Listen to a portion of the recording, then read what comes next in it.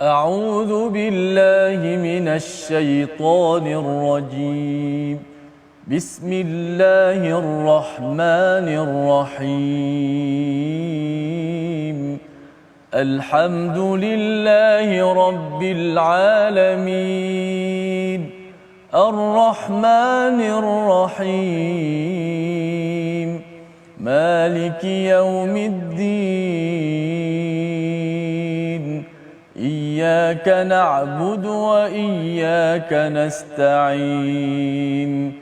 اهدنا الصراط المستقيم.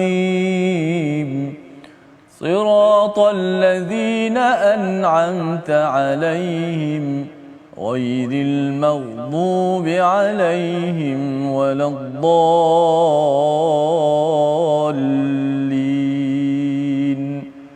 آمين. Assalamualaikum warahmatullahi wabarakatuh. Alhamdulillah wassalatu wassalamu ala Rasulillah wa ala alihi wa man walah. Kita bertemu dalam My Quran Time baca faham amal pada hari ini untuk sama-sama kita mengulang kaji bagi beberapa halaman yang telah pun kita lewati pada minggu ini, dan alhamdulillah kita bersyukur pada Allah Subhanahu Wa Taala pada minggu ini kita bersama dengan tokoh ilmuwan kita untuk sama-sama kita mengulang kaji, mendapatkan permata agar kita tidak lupa satu dua perkara pelajaran tazkirah daripada setiap halaman daripada surah Asy-Syura yang kita lewati pada minggu ini. Pada hari ini kita bersama Al-Fadil Ustaz Dr. Ahmad Sanusi. Assalamualaikum Ustaz, apa khabar? Waalaikumsalam. Alhamdulillah, terima kasih Ustaz ya, sama-sama sudi bersama kita pada hari ini, dan sudah tentu tuan-tuan dah jangan tersilap pula melihat bahawa Dr. Sanusi di sebelah sana bukan di sebelah sini ya. Dr. Sanusi boleh berada di mana-mana sahaja ya sebenarnya, dan juga bersama dengan Ustaz Tirmizi pada hari ini. Apa khabar Ustaz? Baik Ustaz Fas, okey. Alhamdulillah, hari ini kita semangat Ustaz ya. Di dalam kemeriahan kita ya pada bulan Syawal ya. Pada bulan Syawal kita masih lagi ingin meneruskan pengajian kita mendalami kepada kalam daripada Allah Subhanahu Wa Taala agar kita terus dipandu, kerana ia bukan sekadar pada bulan Ramadan. Kita tahu bahawa Ramadan adalah bulan tarbiyah pendidikan, tetapi ianya perlu dilaksanakan, diamalkan selepas kita melewati bulan penuh dengan tarbiyah untuk menuju takwa itu sebut. Baik, pada hari ini kita ingin melihat kepada halaman 488 hingga 492. Kita mulakan dengan doa ringkas kita. Subhanakala ilmalana illa ma 'allamtana innaka antal alimul hakim. Rabbi zidni ilma.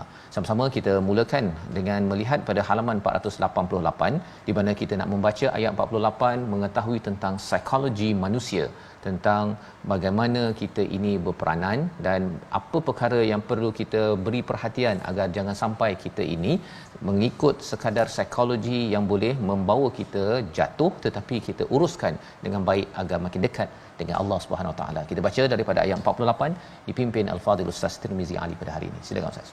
Baik, alhamdulillah, terima kasih Fadil Ustaz Fazrul, penonton-penonton sahabat Al-Quran, tak lupakan tetamu jemputan kita juga serba boleh Ustaz Ahmad Sanusi.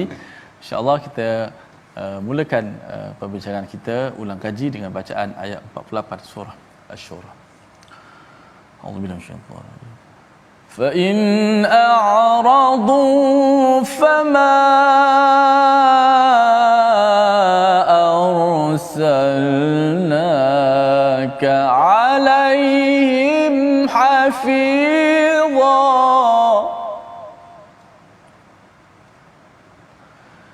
إن عليك إلا البلاغ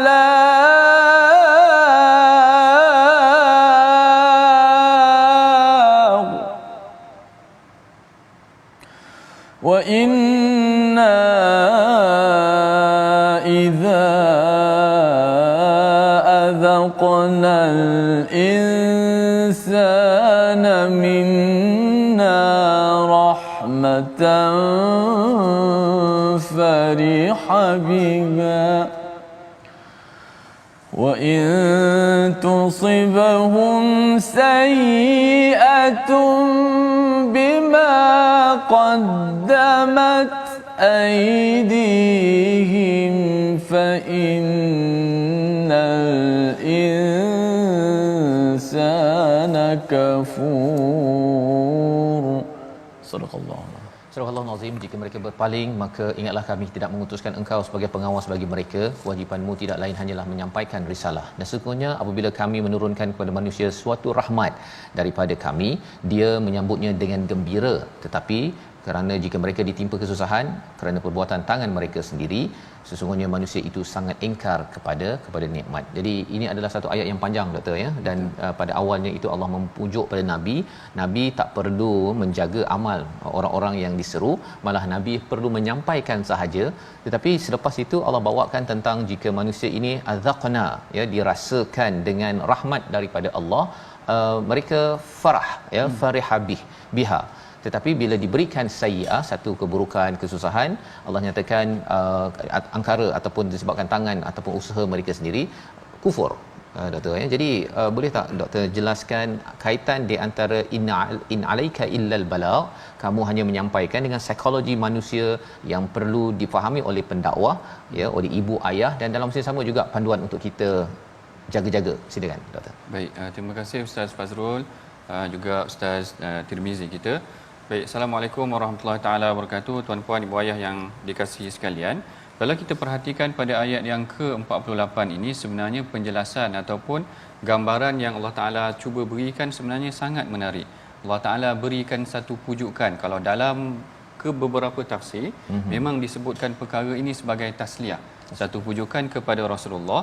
Kalau engkau dah sampaikan segala apa yang kami perintahkan, fama arsalnaka alaihim hafizha, maknanya engkau ni bukanlah dihantar sebagai pengawas, maknanya untuk mengawasi lepas tu mereka akan buat apa, yang itu hanyalah akan diserahkan kepada Allah. In alaika illal balagh, tujuan ataupun objektif kamu diutuskan wahai Rasulullah adalah untuk menyampaikan kepada manusia. Dan daripada ayat ini sebenarnya kita dapati juga bahawa dari aspek yang pertama, seorang penyampai, seorang pendidik, seorang pendakwah itu dia sebenarnya memerlukan juga sistem sokongan. Maknanya support system. Kalau kita nak mendidik masyarakat ataupun mendidik manusia, sebenarnya kita perlukan sokongan. Maknanya kalau kita tengok di sini bagaimana Allah Taala memujuk Rasulullah. Kalau kau dah sampaikan tapi dia orang tak nak dengar, dia orang mengingkari, maka biarkan, move on. Orang kata move on sahaja. Dan ini kita perhatikan contoh-contohnya dalam sirah sebenarnya banyak juga, yang mana bila Rasulullah dah sampaikan, diberi tekanan, diboikot tu 3 tahun sebelum sampai kepada tahun kesedihan. Sayyidatina Khadijah meninggal, Abu Talib meninggal. Bila tekanan tu dah semakin memuncak, maka Allah Ta'ala bawa pergi berjalan. Yang ni yang saya kata pada Ustaz sebelum ni, Ustaz Fazrul, kalau kita dah penat bekerja, kita dah sampai mendidik kepada masyarakat, kita dah buat macam-macam dan kita berada dalam keadaan yang tertekan, maka salah satu perkara yang kalau kita boleh belajar daripada Rasulullah sallallahu alaihi wasallam sendiri, yang mana Allah Taala naikkan dia Isra Mi'raj tu macam bawa pergi berjalan, maknanya Ustaz Fazrul, maknanya kena minum teh kat London, kat masya-Allah macam tu. Masya-Allah. Maknanya boleh begitu Boleh, kan, maknanya betul. dibawa berjalan melihat kebesaran Allah. Kalau kita di muka bumi, kita pergilah minum teh kat mana-mana dan kita perhatikan yang ni salah satunya yang kita belajar, yang salah satunya Allah Ta'ala berikan ketenangan kepada Rasulullah, move on sahaja. Mereka tak nak dengar, tidak mengapa, kita beralih seketika kepada perkara yang baru. Dan kemudian ni juga kita perhatikan juga dalam dakwah Rasulullah, bila berlaku tekanan-tekanan yang lebih hebat selepas daripada itu, sebagai contoh macam kes di Taif. Kes di Taif ni adalah salah satu peristiwa yang Rasulullah gambarkan paling berat dalam hidup dia, kerana setelah berlaku perang Uhud, Sayyidatina Aisyah tanya kepada Rasulullah, "Ya Rasulullah, hal ata alaika yaumun kana ashadda min yaumin Uhud?" Wahai Rasulullah, pernah datang tak kepada kamu hari yang lebih berat daripada perang Uhud? Perang Uhud ni tuan-puan, kita dah cerita dah, pecah topi besi Rasulullah, kena tetak dengan pedang, pecah topi besi ni saya kira sangat berat juga. Pecah pipi ataupun dahi, kemudian pecah gigi depan dan sebagainya.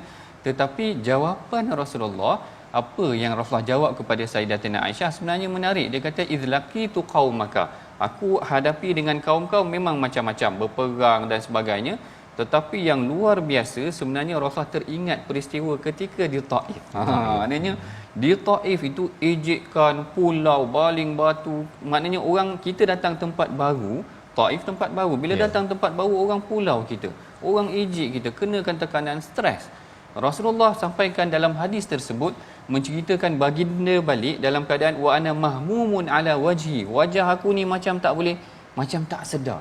Kerana Rasulullah jalan tu sampai biqarnis sa'alib. Kalau dalam hadis tu ceritakan sampai ke satu tempat namanya qarnus sa'alib, Rasulullah tak sedar diri, seakan-akannya sedemikian, jaraknya jauh.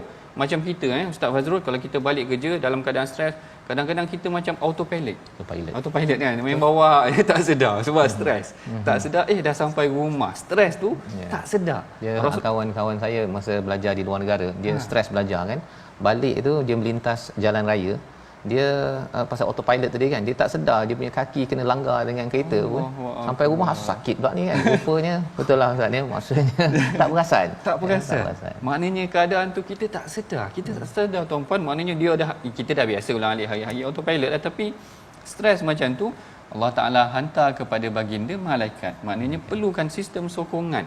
Walaupun sebenarnya dalam keadaan stres sedemikian, kita tertekan dan sebagainya, ada sepatutnya orang yang membantu kita. Yang ni sebenarnya dari aspek psikologi kita kena faham juga, tekanan yang berlaku manusia ni, kita kuat macam mana pun sebenarnya kita perlukan sokongan. Kita tengok tadi kalau dalam kes tahun kesedihan, Allah Taala bantu bawa pergi berjalan macam tadi tu. Kemudian dalam perang, dalam peristiwa di Taif, Allah Taala hantar malaikat untuk pujuk Rasulullah dan sebagainya. Dan kalau kita tengok sebenarnya dalam kejadian ataupun beberapa perkara yang lain, contoh dia macam walaupun stres tu bukan disebabkan kerana tekanan orang, macam kita dapat satu perkara yang baru, bebanan yang baru, macam turunnya wahyu, Rasulullah menggigil tu tadi. Apa yang dia kata kepada ahli keluarganya, Zammiluni mana ramai-ramai kan, Zammiluni bukan seorangnya, selimutkan aku. Isteri dia datang selimutkan dia. Maknanya dia dapat satu tugasan yang baru, yang berat. Sama macam kita juga, kadang-kadang kat pejabat, bos bagi kerja baru, berat, stres. Balik rumah kena marah pula. Allah, kalau balik rumah kena marah lagi stres maknanya. Balik rumah kalau isteri tenangkan, maknanya perlukan support system, perlukan sistem sokongan, isteri tenangkan, masya-Allah.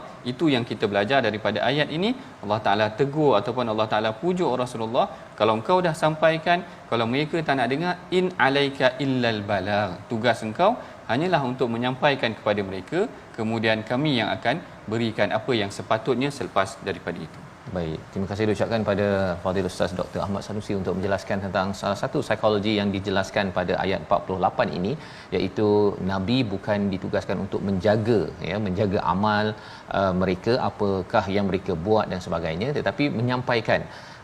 Cuma doktor bila bercakap tentang Nabi ini menyampaikan, bukannya menjaga. Zaman sekarang ni kita kalau buat sesuatu projek itu, kita ada nama istilahnya monitor kan. Monitor, tengok kalau anak murid tu dia sampai buat kerja rumah, kalau anak kita tu sampai dia solat kan. Betul. Yang itu adakah mak ayah kata, oh kalau macam ni adakah saya ni cakap je solat, dia solat ke tak solat tu bukan saya yang menjaga amal tu, ataupun kefahaman macam mana dalam ayat 48 ini? Baik, ini satu soalan yang menarik sebenarnya Ustaz Fazrul. Kalau kita perhatikan sendiri dalam Quran, banyak juga ataupun ada beberapa contoh yang kita boleh belajar. Sebagai contoh macam Nabi Zakaria. Nabi Zakaria bila dia datang ke mihrab Sayyidatina Maryam, dia tanya ke kullama bila mana setiap kali dia datang, wajada indaha rizqa. Setiap kali datang dia pada mihrab Sayyidatina Maryam, tengok ada buah-buahan baru, makanan baru, lalu dia tanya kepada Maryam, aina anna laki hadha, daripada mana kau dapat ni semua? Maknanya dia monitor apa yang berlaku kepada Sayyidatina Maryam ketika Maryam buat ibadah seorang diri. Macam kita, kalau kita biarkan anak kita seorang-seorang diri dalam bilik, kita buka macam-macam ada. Jadi kita pun heran. Jadi tindakan itu adalah satu monitoring juga, kita tengok, kita perhatikan, walaupun tidak secara directnya, tetapi itu antara contohnya juga kalau kita tengok dan tentang pendidikan terhadap anak-anak tersebut. Dan kalau kita perhatikan, bukan sahaja monitoring. Kalau kita tengok Nabi Ibrahim tu sendiri, dia sehingga selepas daripada itu ada pula kaedah dengan dia mendoakan Rabbi ja'alni muqimas salah wa min dzurriyyati. Maknanya bukan sekadar tengok, bukan sekadar sampaikan, bukan sekadar main dengan dia orang. Falamma balagha ma'ahu sa'ya, boleh main dengan anak-anak Nabi Ibrahim, main dengan anak dia semua. Dah sampai besar sikit, doakan lagi, Rabbi ja'alni muqimas salah, jadikan aku antara orang yang mendirikan solat, begitu juga wa min dzurriyyati. Jadi kat sini kita tengok proses-proses. Kalau dalam pendidikan terutama untuk anak-anak, maka perincian ataupun contoh-contoh dalam Al-Quran tu sebenarnya banyak dan menarik. Yang kita boleh belajar, bukan sekadar kita monitor. Kalau macam tu senang, macam tu kita akan cakap kat anak kita, solatlah, lepas tu biar dia macam biar tu, tak dia. kena pula Tak jadi kena, macam tu. Jadi sebenarnya perkataan hafizah itu dia punya skopnya itu sampai tahap mana yang Allah cakap fama arsalnaka alaihim hafizah itu sebenarnya. Baik. Yang Panjang ini sikit hari ni kita bincang ayat ni pasal penting. yang ini menarik. Okey. Kalau begini saya kira benda ni kita kena letakkan beberapa level. Maknanya untuk pendidikan terhadap kekeluargaan, saya kira perinciannya sebenarnya sangat menarik dalam Al-Quran, sehingga satu tahap Allah Taala turunkan ayat wa'mur ahlaka bis-salah. Yang maknanya dah sampai satu tahap Allah Taala perintahkan Rasulullah supaya jagakan solat anak. Perkara tu sebenarnya di luar juga jangkauan kita. Dan kalau kita tengok dalam tafsir surah Taha itu, Rasulullah sehingga sampai satu tahap pergi ke rumah Fatimah dan bagi tahu kepada Fatimah walaupun Fatimah dah kahwin, as-salah, dirikan salat. Dalam aspek kekeluargaan kita tengok perinciannya adalah sangat detail juga dalam Al-Quran. Tetapi bila dah sampai kepada kemasyarakatan, ada boundaries dia, ada batas-batas yang mungkin Allah Taala telah gariskan kepada Rasulullah. Poin yang paling utama adalah dua elemen ni mesti sampai, iaitu elemen dakwah dan elemen tarbiyah. Maknanya Rasulullah mendidik ataupun menyampaikan dakwah kepada para sahabat dan juga orang-orang Quraisy, dan kemudian Rasulullah mendidik juga. Maknanya dah langkah seterusnya dah sampai kepada didikan tersebut. Tetapi apabila mereka menolak, ini ada respon kan. Kalau ada dua respon, yang menerima kita boleh teruskan, tetapi bila respon tu dah menolak, yang ini yang kalau kita tengok pada di sini ayatnya batasan ni dia kenakan apabila fa'in a'radu, sekiranya mereka menolak, maka sehingga situ sahaja. Kalau kita tengok, bahkan kalau kita tengok tugasan Rasulullah, sekalipun mereka menolak dibagi lagi, sekalipun mereka menolak dibagi lagi. Dan contoh dalam Al-Quran kalau kita tengok Nabi Nuh, maknanya dah anak dah tolak dah, panggil lagi kan, ya bunayyarkam ma'ana, panggil juga lagi, menunjukkan maknanya kalau bolehlah, sekalipun mereka dah tolak, kalau boleh diteruskan boleh juga. Tetapi sekiranya mereka tidak mahu juga, maka Allah Taala pujuk dekat sini fama arsalnaka alaihim hafizah. Baik, jadi di situ jelas bahawa sebenarnya istilah fa'in a'radu itu sebagai syarat penting. Doktor ya, kita dah menyampaikan, kita mendidik. Kalau tadi dalam rumah tu dah betul-betul macam kisah Nabi Nuh lah, dalam rumah dia dah sampaikan, dah didik, tetapi tetap juga berpaling, ataupun di luar pun kan, apabila kita mengajak orang ke arah kebaikan, kita didik tapi dia kata tak nak ya. Tapi syaratnya kita dah buat kerja lah ya. Bukannya sebelum kita buat kerja, saya ni sampaikan je kan, tak didik, tak sampaikan betul-betul, maka pada waktu itu bukanlah menjadi syarat yang menyebabkan kita terus untuk perlu menjaga ya. Jadi ini fa'in a'radu itu keyword, kata kunci yang penting untuk kita. Jangan mudah-mudah kita rasa dengan anak cakap solat sekali je ustaz kan, dah cakap takkan dia tak nak dengar. Itu hidayah daripada Allah SWT ya. Kita faham bahawa ada hidayah al-bayan dan juga at-taufiq. Jadi daripada bayan menuju taufik itu kita kena penuhkan aktiviti kita untuk mendidik dan menyampaikan. Jadi ini adalah daripada surah Asy-Syura ya, dan kita nak teruskan dengan surah yang ke-43, surah Az-Zukhruf yang kita lewati pada minggu ini, iaitu kita nak melihat kepada ayat yang ke-10 berkaitan dengan Allah menjadikan jalan-jalan. Kita baca ayat 10 ini dan kita dengarkan pencerahan apa maksud tahtadun di hujung ayat 10 tersebut, dan bagaimana dalam surah ini dikaitkan dengan wa may ya'shu an dzikrir rahman, siapa yang kabur-kabur, yang berpaling daripada peringatan daripada Ar-Rahman akan diberikan kawan qarin yang kita tidak mahu, yang kita nak jauhkan sebenar-benarnya. Kita baca dahulu ayat yang ke-10. Silakan Ustaz. A'udzubillahi minasyaitan. الذي جعل لكم الأرض مهدا وجعل لكم فيها سبلا لعلكم تهتدون.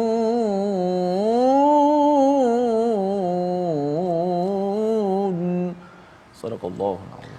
Surah Al-Azim yang menjadikan bumi sebagai tempat menetap bagimu dan dia menjadikan jalan-jalan di atas bumi untukmu agar kamu mendapat petunjuk. Baca terjemahan saja doktor ya, tak berapa nampak apa dia punya point ataupun hidayah di sebaliknya itu. Apatah lagi ada perkataan tahtadun ya. Adakah dengan kita mengenal kepada jalan-jalan ini membawa pada hidayah? Hidayah apa ini kan? Perlukan pencerahan daripada doktor. Baik, terima kasih Ustaz Fazrul. Ini satu soalan yang menarik juga. Seperti biasa bila kita tengok ayat-ayat Al-Quran ini tuan-puan, ibu ayah, yang mana kita perhatikan juga ayat sebelum dan selepas dipanggil siyak sibaqi ataupun siyak yang sebelum dan siyak lihaqi, apa yang lahik yang selepas daripadanya. Kalau tengok sedikit pada ayat yang 9, Allah Taala seakan-akan berdialog dengan orang Quraisy ataupun orang kafir. Wala in sa'altahum man khalaqas samawati wal arda la yaqulunna khalaqahunnal azizul alim. Dan apabila ditanya kepada mereka ini siapakah yang menciptakan langit dan bumi, mereka mengakui bahawa yang menjadikannya adalah Allah Taala. Jadi kita perhatikan di sini, kalau Allah Taala yang jadikannya, mereka iktiraf bahawa Allah Taala tu ada. Mereka iktiraf dan mereka memberikan satu pengiktirafan kepada Allah Taala. Yang ini yang saya teringat Syekh Mustafa Adawi, dia kata agak luar biasa juga kaum Quraisy ketika itu, sekurang-kurangnya mereka iktiraf kewujudan Allah. Hari ini manusia, Allah pun tak ada pada dia orang kan, yang golongan ateis dan sebagainya, menolak kewujudan Allah dan sebagainya.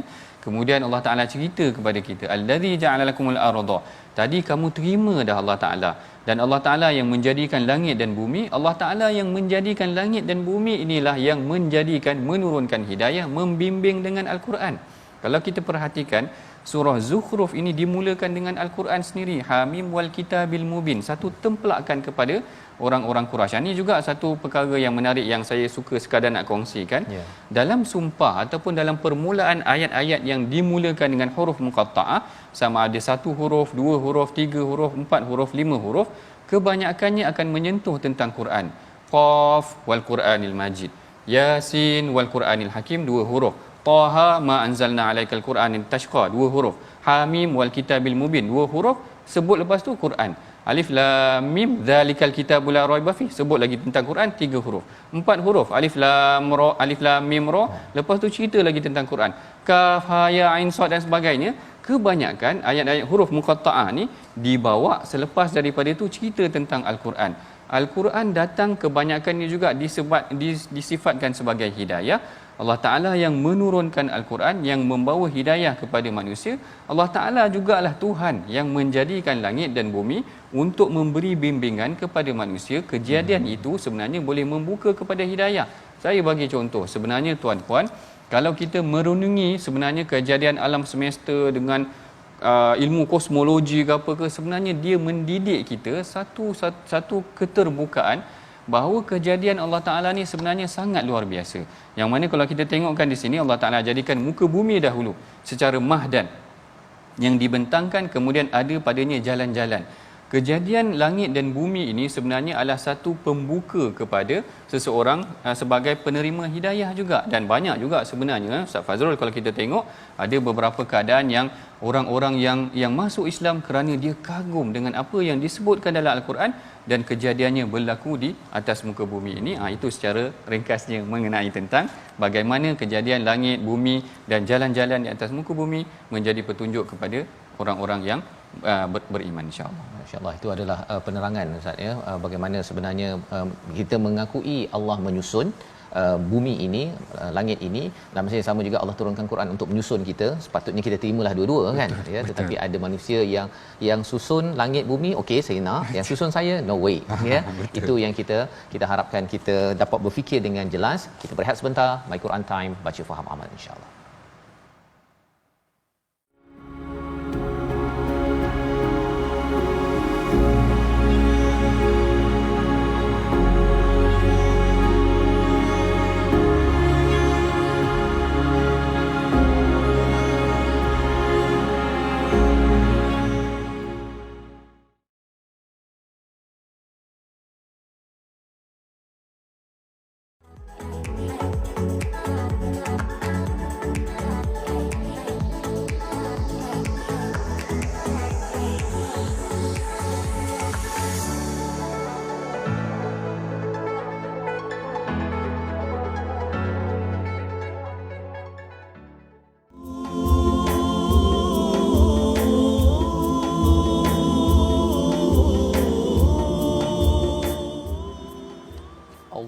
الشيطان الرجيم أومن ينشأ في الحلية أومن ينشأ في وهو في الخصام غير مبين. صدق الله. Kembali kita dalam My Quran Time baca faham amal pada hari ini, kita bersama dengan Al-Fadhil Ustaz Dr. Ahmad Sanusi dan juga Ustaz Tirmizi untuk kita mengulang kaji halaman 488 hingga 492, dan sebentar tadi kita sudah pun melihat kepada dua halaman dan kita teruskan pada halaman yang ke-490 di mana bila bercakap tentang surah Az-Zukhruf ini, perhiasan, Allah menggunakan beberapa perkara tentang perhiasan kehidupan di dunia ini. Malah dalam ayat yang ke-18 maksudnya, dan apakah patut menjadi anak Allah orang yang dibesarkan menyenangi perhiasan sedangkan dia tidak mampu memberi alasan yang tegas dan jelas dalam perdebatan. Apakah maksud di sebalik ayat ini? Hilyah kita tahu bahawa itu sebagai perhiasan, tapi apa beza dengan zukhruf? Dan sudah tentunya kita nak memahami apakah cara berfikir jahiliah yang kita mahu jauhkan. Sebagaimana dalam ayat 17, orang jahiliah itu dapat anak perempuan saja muka jadi hitam. Ustaz ya, maksudnya dia tak suka sangat bila dapat tahu anak perempuan. Yang kita harapkan bahawa itu bukanlah amalan kita pada zaman ini, tetapi ayat 18 ini perlukan pencerahan daripada Al-Fadhil Ustaz. Silakan. Baik, bismillahirrahmanirrahim. Terima kasih Ustaz Fazrul. Kalau kita perhatikan yang ini mengenai tentang ayat yang ke-18, Allah Taala berfirman, awaman yunasya'u fil hilyati wa huwa fil khisami mubin. Yang mana di sini kalau kita perhatikan, dan apakah patut menjadi anak Allah orang yang dibesarkan menyenangi perhiasan sedangkan dia tidak mampu memberikan alasan yang tegas dan jelas dalam perdebatan. Kalau kita ikutkan sebenarnya, kalau siang ataupun konteks ayat ni daripada awal menceritakan tentang wa idza busyira ahaduhum bima daraba lirrahmani matalan dhalla wajhuhu muswaddan. Yang ini adalah keadaannya apabila keadaan orang-orang kafir diberitakan ataupun masyarakat jahiliah kaum Quraisy apabila diberitakan kepada mereka anak perempuan, mereka akan berada dalam keadaan yang tidak suka. Maknanya dhalla wajhuhu muswaddan, maknanya sampai hitam wajah mereka. Yang ini adalah gambaran kepada dua perkara biasanya yang disebutkan dalam beberapa tafsir. Yang pertama kerana elemen ar pada mereka. Kadang-kadang orang perempuan, minta maaf saya nak sebut ni, kadang-kadang nanti kan orang kata macam sifat bias ataupun ada gender bias dekat sini. Tidak juga. Yang ni cerita konteks pada zaman jahiliah tersebut. Mereka merasakan perempuan bawa dua perkara, al-ar, satu keaiban, maknanya sekiranya dilakukan lebih aib kalau yang melakukan tu anak perempuan, gambarannya kadang-kadang begitu. Yang keduanya adalah al-faqru, iaitu kemiskinan pada pandangan mereka, kerana lebih banyak untuk disuakan barangkali, manakala orang lelaki, anak lelaki mungkin boleh dibawa kepada berusaha sendiri, gambarannya sedemikian. Tetapi tak semestinya macam tu, kerana kalau kita tengok ada beberapa situasi yang mana orang wanita pada zaman jahiliah tersebut berjaya juga. Kemudian ayat yang ke-18 Allah Taala menceritakan tentang keadaan bagaimana wanita ataupun orang yang dibesar dengan perhiasan ini, mereka diberikan pula kepada Allah, ataupun gambarannya sebegini. Sebenarnya orang-orang Quraisy ini dia membahagikan anak lelaki untuk mereka, anak perempuan untuk Allah.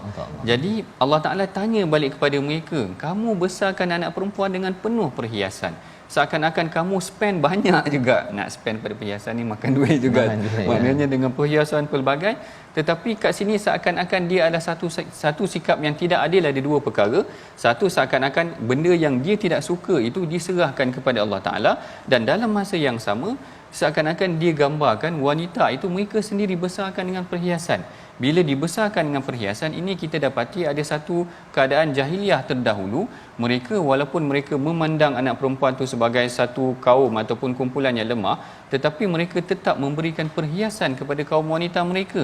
Saya teringat ini, kalau tak silap Dr. Najah, ada seorang pensyarah, kalau tak silap saya orang Mesir juga, yang menceritakan tentang bagaimana pada zaman dalam tafsir Maududi pun ada sebut, dia kaitkan dengan ayat ini, yang mana Rasulullah sallallahu alaihi wasallam dalam sebuah hadis ni hadis yang dhaif kalau tak silap saya, walaupun dalam Sahih Ibn Hibban, menceritakan tentang bagaimana Rasulullah sallallahu alaihi wasallam pernah dikatakan melihat Sayyidina Usama, cucu dia terlanggar Utbah batas pintu dan terjatuh sehingga berdarah mukanya.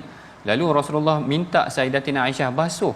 Lalu Aisyah kata, aku tak biasa sebab tak ada anak kecil. Lalu Rasulullah sendiri yang basuh muka Usamah. Agaknya muka Usamah tu elok, ataupun gambarannya akan sedemikian.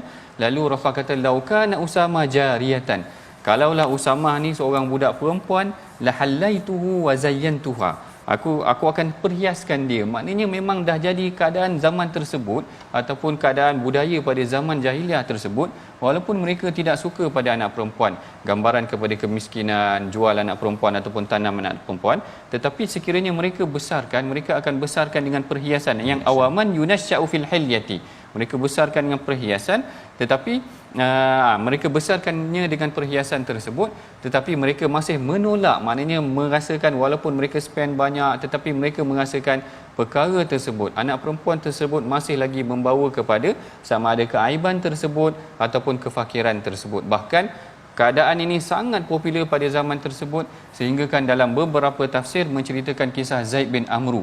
Zaid bin Amru ni begitu, dia antara orang yang kita panggil Hanif, agama Hanif pada zaman tersebut, orang yang beriman barangkali ataupun percaya kepada agama Nabi Ibrahim.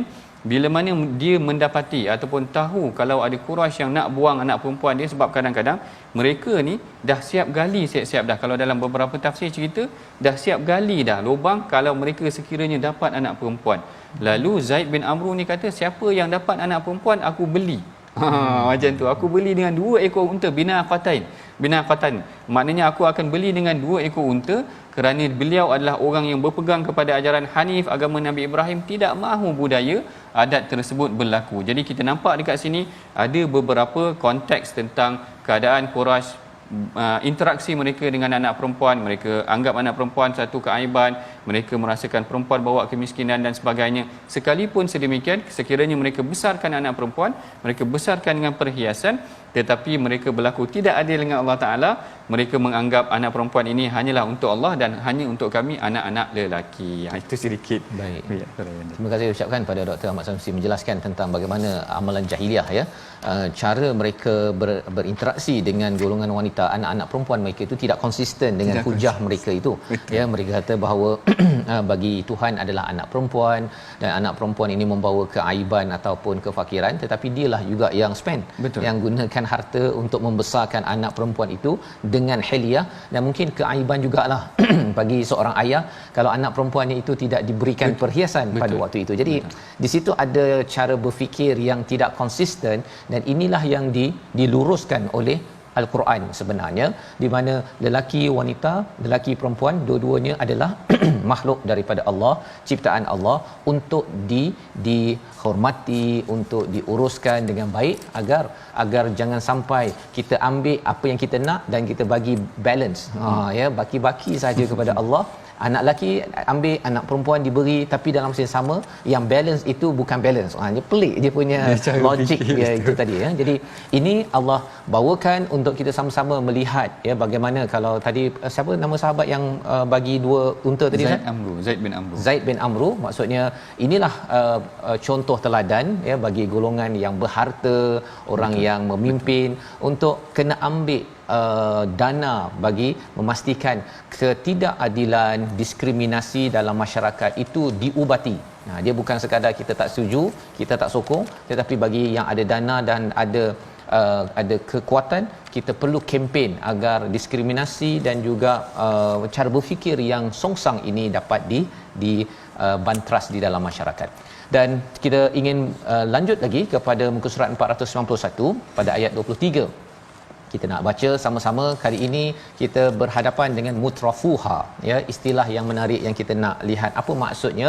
Sudah tentu kalau tadi Zaid bin Amru, ya, orang kaya yang yang tidak menjadi mutrafuha, ya, tetapi berjuang dalam masyarakat untuk memastikan diskriminasi lelaki perempuan itu tidak menjalar. Ayat 23 kita baca, kita nak cuba memahami dalam ayat ini. Silakan Ustaz Tirmizi. أعوذ بالله من الشيطان الرجيم وكذلك ما أرسلنا من قبلك في قرية من نذير إلا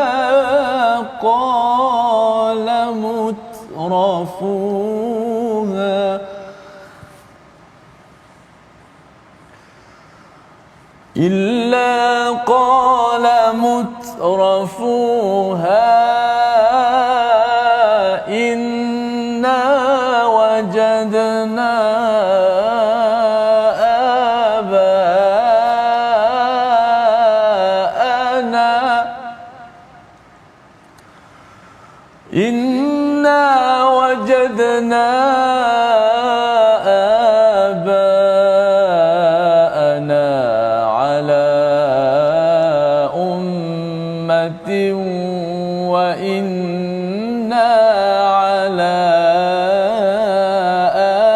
آثارهم مقتدون.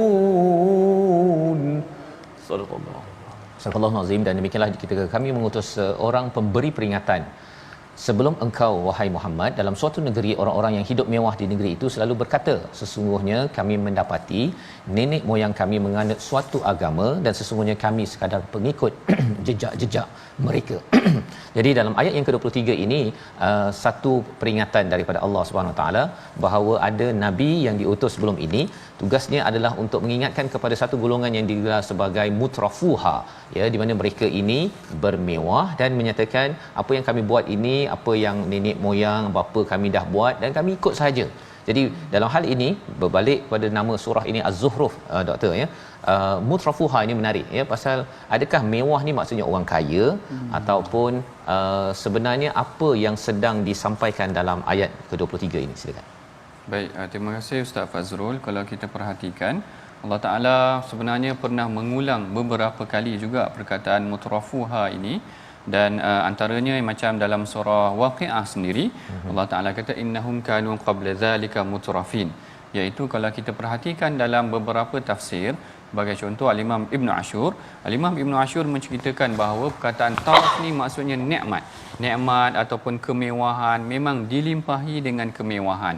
Secara umumnya sebenarnya maksud mutrafuha itu adalah yang dilimpahi dengan kemewahan.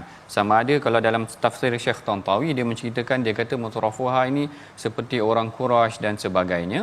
Tetapi secara umumnya kalau kita perhatikan dalam konteks ayat ini, sama juga orang-orang yang terdahulu, sekalipun bukan Quraisy ataupun maknanya orang terdahulu sebelum Quraisy lah. Lepas tu pada zaman Quraisy pun memang Allah Taala bagi mereka taraf. Maknanya orang Melayu panggil taraf tu taraf agaknya. Taraf tu tadi adalah kemewahan, dah diberikan taraf kemewahan ini semua, tetapi mereka tetap ingkar ataupun mereka tidak menerima. Yang ini adalah perkara yang kita belajar bahawa sebenarnya ada juga orang ataupun golongan yang menggunakan kemewahan mereka kepada kebaikan. Tetapi dalam konteks ini kebanyakan ataupun kalau yang saya perhatikan, perkataan mutrafuha ini seakan-akan menjurus kepada golongan yang diberikan nikmat, dilimpahi dengan kemewahan, tetapi mereka tidak gunakan dengan baik. Mutrafuha inna wajadna aba'ana ala ummatin. Mereka menjadikan alasan ibu ayah mereka. Dan bila mana golongan-golongan ashabus shimal yang disebutkan dalam surah Waqiah itu memberikan alasan ataupun menunjukkan, Allah Ta'ala nak gambarkan tentang keadaan mereka, Allah Ta'ala kata innahum kanu qabla dhalika mutrafin. Golongan ini adalah golongan yang pernah diberikan kemewahan tetapi mereka tidak menggunakannya dengan jalan baik. Jadi mutrafuha di sini ataupun mutrafin ini adalah golongan yang menggunakan dengan jalan yang tidak baik. Dalam surah Al-Haqqah pula Allah Ta'ala menceritakan tentang golongan yang menerima kitab mereka dengan tangan kiri. Mereka kata ma'aghna anni maliyah. Sekarang ni dah tak guna dah segala perkara harta yang diberikan kepada mereka. Jadi dalam beberapa konteks ayat yang kita bincangkan ataupun bacakan di sini, gambaran kepada mutrafuha adalah golongan yang dilimpahi dengan nikmat yang banyak dan menggunakannya dengan jalan yang tidak benar, yang jalan yang tidak betul. Cuma ditambah di sini kalau diikutkan Syekh ataupun Al-Imam Ibn Ashur juga ada meletakkan golongan mutrafuha ini selain daripada yang dilimpahi dengan nikmat ataupun kekayaan yang banyak, mereka juga adalah golongan mutakabbirin. Yang disebutkan juga dalam tafsir, golongan yang takabur ini. Maknanya dah diberikan nikmat menyebabkan mereka sombong dan jauh daripada Allah Ta'ala, menandingi pula Allah Ta'ala macam Fir'aun. Dah dapat macam-macam, nak bersaing dengan Allah juga. Ini adalah golongan yang boleh difahami ataupun disifatkan tentang golongan mutrafuha. Baik, terima kasih ucapkan pada Dr. Ahmad Sanusi untuk kita beri panduan kepada diri kita dalam hidup kita ini. Kalau ada sesuatu, Ustaz, ya, maksudnya kita ada kereta, ada rumah itu, dia boleh digunakan ke arah kebaikan, ya, maka kita derma, infak, zakat, maka itu tidak digelar sebagai mutrafuha. Tetapi apabila dia digunakan, ya, kemewahan yang ada digunakan untuk mutakabbirin, untuk sombong, melecehkan kebenaran, tidak mahu berjuang untuk membuat kempen kebaikan, maka inilah yang digelar mutrafuha, yang perlu kita jaga-jaga. Kerana kita bercakap tentang surah Az-Zukhruf ini, perhiasan ada yang ada di sini, kalau digunakan elok maka kita dapat perhiasan yang lebih lagi sampai di akhirat nanti. Kalau tidak, hanya di sini sahaja seperti Firaun lah, doktor, kan, sebagai contohnya tadi, ya. Saya nak tambah sikit, teringat tentang hilya Zukhruf ni tadi. kalau dalam perbincangan hilyah yang tentang jahiliah tu tadi, ada juga disebutkan hadis tentang Sayyidatina Aisyah, dia pernah meminjam hilyah ataupun hulyah, rantai daripada Sayyidatina Asma. Maknanya Aisyah sendiri dia berhias juga dengan perhiasan yang diberikan ataupun yang ada daripada kakaknya, dan ini sebenarnya menggambarkan Sayyidina Abu Bakar tu bukan orang yang biasa-biasa, orang kaya. Maknanya orang yang boleh bagi sumbangan kepada Mistah, kerana dalam surah Nur dia bagi sumbangan kepada Mistah dan sebagainya, menunjukkan anak dia pun ada perhiasan tetapi tidak digunakan dengan jalan mutakabbirin. Orang yang ada duit tetapi gunakan dengan jalan yang tidak elok, ini yang Allah Taala cela, Allah Taala marah dalam Quran. Jadi maksudnya kalau katakan nak rantai ke gelang tu Ustaz, itu gelang-gelang juga ya, tapi jangan sampai hilang ya, pedoman untuk membantu dan juga hilang kawalan ya, istilahnya mutakabbirin sebentar tadi. Dan bercakap tentang berbagai macam-macam perhiasan dan juga zuhruf, ya, istilah yang digunakan pada ayat yang ke-35 ini membawa kepada tajuk ataupun nama surah ini. Allah mengingatkan satu perkara pada ayat 36 sebagai penghujung kita baca bersama pada hari ini. Silakan Ustaz Tir. A'udzubillahi minasyaitanir rajim.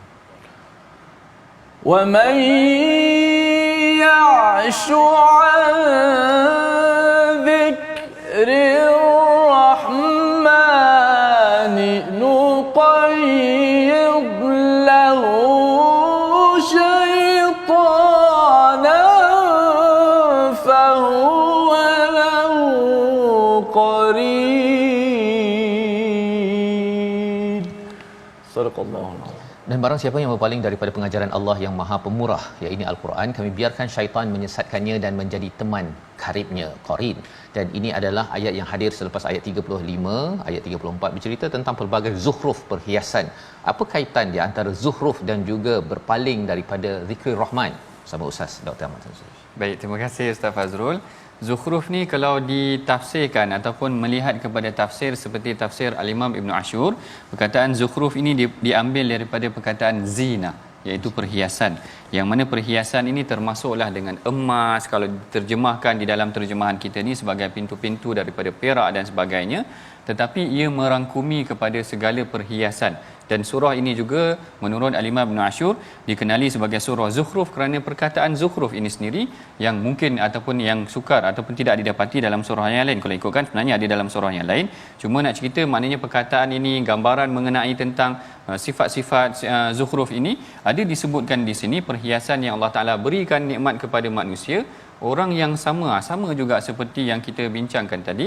Allah Taala kata pada ayat yang ke-36, wa man ya'shu an dzikrir rahman, siapa yang berpaling, dan barang siapa yang berpaling daripada pengajaran Allah yang Maha Pemurah iaitu Al-Quran, nuqayyid lahu syaitanan fahuwa lahu qarin, yang mana kami biarkan syaitan menyesatkannya. Jadi menarik di sini sebenarnya yang memberikan zukhruf, yang menciptakan langit dan bumi adalah Ar-Rahman, Tuhan yang Maha Pengasih, Tuhan yang Maha Penyayang, dan yang menurunkan Al-Quran sebenarnya an zikrir rahman ini adalah khusus kepada mengenai tentang Al-Quran. Siapa yang berpaling daripada Al-Quran, cumanya menarik di sini sebutan zikrir rahman ini adalah mengenai tentang Quran yang disandarkan kepada Ar-Rahman. Yang ni yang disebutkan oleh Al-Imam Ibn Ashur, dia kata kenapa disandarkan kepada Ar-Rahman sebagai satu tashrif, kemuliaan kepada Al-Quran itu sendiri. Kebesaran Al-Quran itu dilimpahkan ataupun diturunkan daripada Tuhan yang Maha Pengasih. Jadi kat sini kita tengok ada perkara yang tidak konsisten, macam yang Ustaz Fazrul dah sebutkan dah tu tadi, iaitu gambaran tentang petunjuk yang didatangkan daripada Ar-Rahman kita tak terima, tetapi segala perkara yang lain yang datang daripada Ar-Rahman kita ambil pula, bahkan kita menikmatinya. Kenapa tidak kita menikmati Al-Quran yang telah diberikan kepada kita? Dan barang siapa yang berpaling daripada zikir ataupun petunjuk yang telah diberikan oleh Allah Ta'ala ni, nanti Allah Ta'ala akan biarkan ataupun Allah Ta'ala akan menyebabkan dia terpalit ataupun terikat dengan syaitan yang akan menjadi kawan kepada dia. Jadi kat sini ayat penutup ni pun sebenarnya menarik juga. Kerana seakan-akan orang yang meninggalkan Al-Quran, mereka adalah sahabat kepada syaitan. Gambaran dia begitu. Kalau kita tengok orang yang membazir pun dikategorikan sebagai saudara syaitan, dan syaitan ini kategorinya maknanya banyak juga. Syaitan daripada manusia dan syaitan daripada jin. Golongan yang meninggalkan Al-Quran adalah boleh dianggap, kat sini kita nampak kami biarkan syaitan menyesatkannya dan menjadi teman karib dia. Jadi tuan-puan, kita tak nak jadi teman karib kepada syaitan. Jangan lawan Al-Quran, jangan tinggalkan Al-Quran.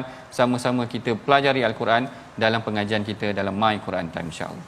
Amin amin ya rabbal alamin. Kita berdoa pada Allah Subhanahu Wa Taala agar kita selalu mengambil al-Quran ini sebagai penasihat kita dan bukannya qarin yang Allah nyatakan, iaitu kawan rapat dari kalangan syaitan itu sendiri. Kita berdoa di hujung ini bersama Ustaz Tirmizi. Bismillahirrahmanirrahim. Alhamdulillahirabbil alamin wassalatu wassalamu ala asyrafil anbiya'i wal mursalin wa ala alihi wa sahbihi ajma'in. Allahumma ighfir lana dhunubana, kaffir 'anna sayyi'atina wa tawaffana ma'al abrar. Allahumma taqabbal minna salatana wa siyamana wa qiyamana wa ruku'ana wa sujudana wa sa'ir a'malina ya rabbal alamin. Walhamdulillahi rabbil alamin.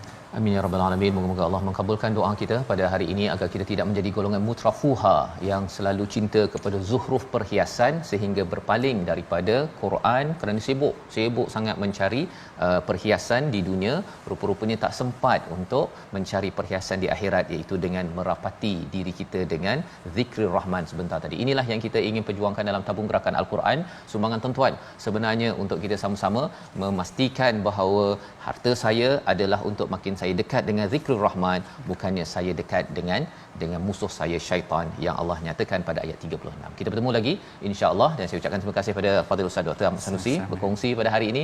Kita perlukan lagi Ustaz Doktor untuk mencerahkan lagi banyak lagi persoalan untuk kita faham bahawa sebenarnya surah Az-Zukhruf ini adalah untuk reset untuk memastikan membekalkan cara pandang yang bagus, bukan kapitalisme dalam kehidupan kita. Kita bertemu lagi My Quran Time, baca faham amal insya-Allah.